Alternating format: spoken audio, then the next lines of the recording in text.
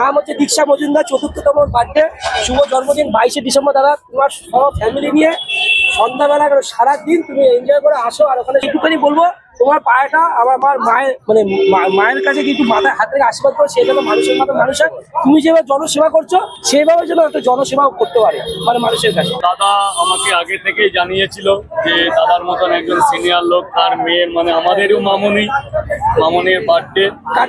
তোমাকে first card দিলাম, কিন্তু আমি কিন্তু রাজুদাকে কিন্তু ফার্স্ট কার্ড দিলাম। এখন যখন আসলেন অরুণদার কাছে, রাজুদা তোমার কেমন লাগছে? খুব ভালো লাগছে, খুব ভালো লাগছে। মানে আমার মনে হয় যে প্রথম মানে কেউ কার্ড দিয়ে গেল দাদা। হ্যাঁ, এতদিন ভাইরাল হওয়ার পরে এই প্রথম কেউ কার্ড দিয়ে, আমি কার্ডটা এখানে সম্মান। দাদার নিমন্ত্রণ আমি সম্মানে গ্রহণ করলাম। আমি অবশ্যই চেষ্টা করব দাদার বাড়িতে যাওয়ার।